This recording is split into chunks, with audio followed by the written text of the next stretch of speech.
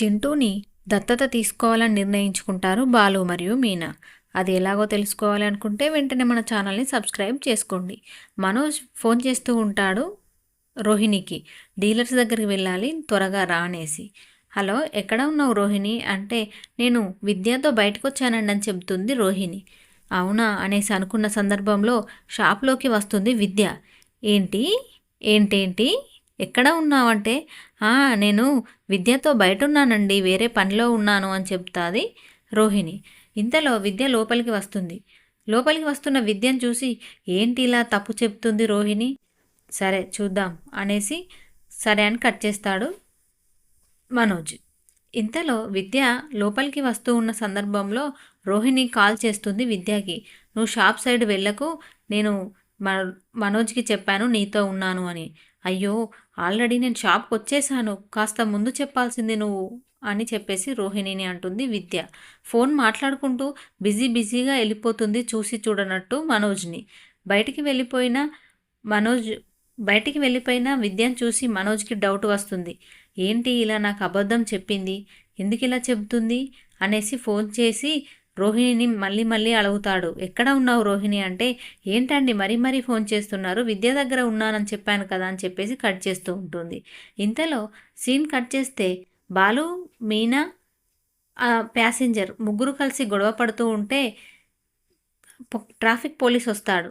Traffic police వచ్చి, ఏంటి మీ road మీద గొడవ, ట్రాఫిక్ అంతా జామ్ అవుతుంది, ఏయ్ అబ్బాయి ఏంటి నువ్వే రాంగ్ డైరెక్షన్లో వచ్చావు, 500 ఫైన్ కట్టు అని బెదిరిస్తాడు బాలుని ట్రాఫిక్ కానిస్టేబుల్.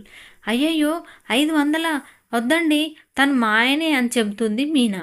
మీ ఆయననా, మీ ఆయనతోనే ఇంత సినిమా చేస్తున్నారా రోడ్డు పైన అని అనడంతో, ప్లీజ్ అండి ప్లీజ్, కట్టలేము, డబ్బులు లేవు అని చెబుతుంది మీనా. సరే ఎటు వాళ్ళు ఎటు వెళ్ళండి, త్వరగా ఫైన్ కట్టాల్సిందే అని అంటాడు ట్రాఫిక్ కానిస్టేబుల్. సారీ అండి సారీ, మేమేదో సరదాగా మాట్లాడుకుంటున్నామండి, ఈయన మా ఆయనే అని చెప్తుంది మీనా ట్రాఫిక్ పోలీస్తో. చాలే ఇంకా సరసాలు, రోడ్డు పైన వెళ్ళండి అని చెప్పేసి అక్కడ నుండి ట్రాఫిక్ కానిస్టేబుల్ వెళ్ళిపోతాడు. ఇంతలో అందులో ఉన్నటువంటి కారులో ఉన్నటువంటి ప్యాసింజర్ అడుగుతాడు, ఏంటి మీ కథలు, అసలే నేను పెళ్లి చూపులకు వెళ్ళాలి, ఈవిడేనా మీ గయ్యాలి గంప, పూలగంప ఈవిడేనా అని అంటాడు ప్యాసింజర్ బాలుతో. అలా అనడంతో మీనా అలిగి వెళ్ళిపోతుంది. అయ్యా ఇక్కడే నన్ను ఇరికించావు కదా, ఎలా చేసావయ్యా అని ప్యాసింజర్తో అనడంతో, నన్నైతే ఫస్ట్ పెళ్లి చూపుల దగ్గర డ్రాప్ చేయండి, మీరు తర్వాత కొట్టుకోండి అని చెప్తాడు అందులో ఉన్న ప్యాసింజర్. ఇంతలో ఎటువాళ్ళు అటు వెళ్ళిపోతూ ఉంటారు. బాలు అనుకుంటాడు, ఇలా నన్ను ఇరికించాడు ప్యాసింజర్, ఇంటికి పోతే నన్ను ఏం చేస్తుందో ఏంటో మీనా అనుకుంటూ భయపడుతూ ఉంటాడు. ఇంతలో మనోజ్ తిరిగి వాళ్ళ అమ్మకు ఫోన్ చేస్తాడు ప్రభావతికి. అమ్మ రోహిణి వచ్చిందా అని ఫోన్ చేస్తే, లేదురా ఎవరైనా క్లయింట్స్ ఎక్కువ వచ్చారేమో ఎందుకు అనడంతో, ప్రొద్దున నుంచి రాలేదమ్మా, షాప్ సైడ్ రాలేదు, ఇంటికేమైనా వచ్చిందా అని కాల్ చేశానని చెప్తాడు మనోజ్. లేదు రాలేదు అని చెప్తుంది ప్రభావతి. సరే అమ్మా అనేసి మళ్ళీ కాల్ చేస్తాడు రోహిణికి. ఎన్నిసార్లు కాల్ చేసినా లిఫ్ట్ చేయదు రోహిణి. లిఫ్ట్ చేయకపోవడంతో చాలా కోపం వస్తుంది మనోజ్కి. ఎక్కడికి వెళ్ళింది, ఏమై ఉంటుంది అని ఇంటి దగ్గర వెయిట్ చేస్తూ ఉంటాడు. చీకటి పడిన కాసేపటికి వస్తుంది రోహిణి. రావడంతో, ఏంటి ఎన్ని రోజులుగా సాగుతుంది ఈ భాగోతం, నాకు తెలియకుండా ఎన్ని రోజులు వెళ్ళిపోయావు, నువ్వు ఎక్కడ తిరుగుతున్నావు, పొద్దున డే మొత్తం ఎక్కడ తిరిగి వచ్చావు, నువ్వు విద్యతో వెళ్ళానని చెప్పావు, కానీ మన షాప్కి ఆల్రెడీ విద్య వచ్చింది, నన్ను చూసి చూడగానే భయపడుతూ వెళ్ళిపోయింది విద్య, చెప్పు నిజంగా చెప్పు, నీకెవరెవరు ఉన్నారు చుట్టాలు, అసలు నువ్వు నీ ఊరెక్కడ, అసలు నాకు పరిచయం కాకముందు నువ్వు ఏం చేసావని చెప్పేసి చెడామడా మాట్లాడుతూ ఉంటాడు మనోజ్. ఏంటండి నన్ను అనుమానిస్తున్నారా మీరు, ఇది చూడండి మీకోసం నేను కరంగలి మాల తీసుకువచ్చాను, చాలా దూరం వెళ్ళి అని చెబుతుంది రోహిణి. నాకు నువ్వు చెప్పే సమాధానానికి నువ్వు ఇచ్చే కరంగలి మాలకు అసలు సంబంధమే లేనట్టు అనిపిస్తుంది రోహిణి అని చెప్తాడు మనోజ్. ఏంటండి నన్ను నమ్మరా మీరు? అలా నమ్మకపోతే ఒకసారి ఆ ఇచ్చిన స్వామీజీకే, ఆ మాల ఇచ్చినటువంటి స్వామీజీకి ఒకసారి ఫోన్ చేసి మాట్లాడండి అంటూ ఫోన్ కలుపుతుంది విద్యకి. విద్యా ఫోన్కి కాల్ చేసి స్వామీజీ, గురూజీ మీరు ఇచ్చిన మాల అది ఇది అంటూ కన్ఫ్యూజ్ చేస్తుంది మనోజ్ని. చూడు మాట్లాడు కావాల్సింటే అనేసి ఇవ్వడానికి పోతుంది. ఫోన్ ఏడ్చుకుంటూ ఇవ్వడానికి పోతుంది. ఆ కన్నీళ్లకు కరిగిపోయిన మనోజ్, వద్దులే నేను నమ్మానులే అనేసి అంటాడు మనోజ్. అమ్మయ్య గడ్డకెక్కాన్రా బాబు అనుకుంటుంది రోహిణి. ఇంతలో నమ్మినా అని చెప్పినటువంటి మనోజ్ లోపలికి వెళ్తాడు. ఇంతలో మళ్ళీ విద్య ఫోన్ చేస్తుంది రోహిణికి.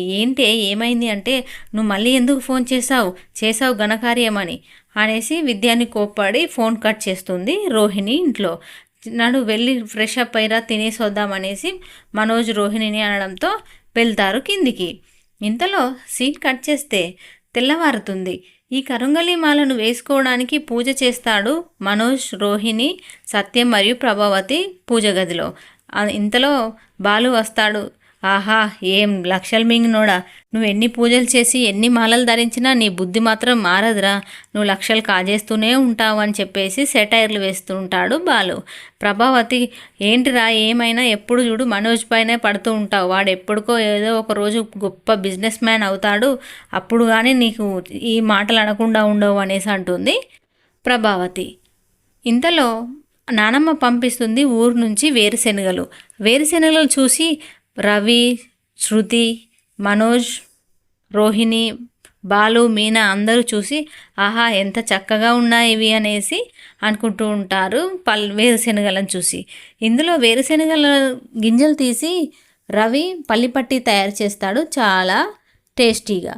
అది టేస్ట్ చేసినటువంటి శృతి మరియు మీనా ఆహా ఎంత చక్కగా ఉన్నాయి, మన రెస్టారెంట్ పెట్టిన తర్వాత ఇదొక రెసిపీని చేయాలి మనం రవి అనేసి శృతి అంటుంది. అవునవును అంటూ మీనా అంటుంది. ఇంతలో మీనా మరియు బాలు ఇద్దరు సుగుణమ్మ వాళ్ళ ఇంటికి చింటూని కలవడానికి వెళ్తారు. వెళ్ళేటప్పుడు ఫ్రూట్స్ మరియు చింటూ ఆడుకోవడానికి ఆట వస్తువులు కొనుక్కొని వెళ్తాడు. వెళ్ళి అక్కడ సుగుణమ్మని చూసి ఒక్కసారిగా షాక్ అవుతాడు. అసలు ఏమైందమ్మా, ఎందుకు ఇలా ఉన్నావు అనడంతో కొంచెం సుస్థి చేసింది బాబు, అందుకే ఇలా ఉన్నాను అని చెప్తుంది సుగుణమ్మ. ఒకసారి మీ కూతురు నంబర్ ఇవ్వండి, తల్లి కన్నా ఎక్కువ తను జాబ్ ఏం చేస్తుంది, ఇంతకంటే మీకు ఏంటి, ఎలా ఎందుకు చేస్తుంది, ఒకసారి నేను అమ్మని అడుగుతా అనేసి నంబర్ ఇవ్వమంటే సుగుణమ్మ నంబర్ ఇవ్వకుండా తప్పించుకుంటుంది. ఇంతలో చింటూ యొక్క పరిస్థితిని గుర్తు చేస్తూ ఉంటారు సుగుణమ్మకి. ఒకవేళ మీకు అనుకోకుండా ఏమైనా జరిగితే చింటూ పరిస్థితి ఏంటి అండి, మేము ఒకటి చెప్పాలనుకుంటున్నాం మీకు, మీరు ఏమనుకోకుంటే అని అంటుంటారు మీనా మరియు బాలు. చెప్పండి ఏంటి అనడంతో మేము చింటూని దత్తత తీసుకోవాలనుకుంటున్నాం, మీకు మీ బిడ్డకు ఇష్టమైతేనే అని చెప్తారు బాలు మరియు మీనా. ఏం చెప్పకుండా అలానే సైలెంట్గా ఉండిపోతుంది సుగుణమ్మ. ఇప్పుడేం తొందర లేదండి, మీరు నిర్ణయించుకున్న తర్వాతనే చింటూ యొక్క బాధ్యతను మేము తీసుకోవడానికి సిద్ధంగా ఉన్నాం. చింటూకి అన్ని రకాలుగా మేము చదివిస్తాము, మా దగ్గరే ఉంచుకుంటాము, మీరు ఎలాంటి టెన్షన్ పడాల్సిన అవసరం లేదు. ఈ వయసులో మీకు ఇలాంటి బాధ్యతలు ఉండడం కూడా అనారోగ్యానికి ఎక్కువ గురి కావాల్సి వస్తుంది అని చెప్తాడు బాలు మరియు మీనా. ఏం చెప్పకుండా ఆలోచించి చెప్తామని చెప్పేస్తుంది సుగుణమ్మ. ఇంతలో బాలు మరియు మీనా అక్కడి నుండి వెళ్ళిపోతారు.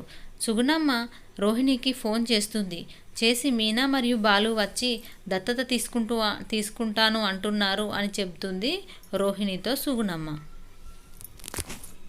రోహిణికి మరియు సుగుణమ్మకి గొడవ జరుగుతుంది ఫోన్లో సంభాషణలో.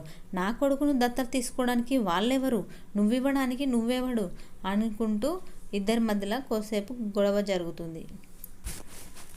Thank you friends. ఇలా సీరియల్ ముందుగానే తెలుసుకోవాలి అనుకుంటే ఇప్పుడే సబ్స్క్రైబ్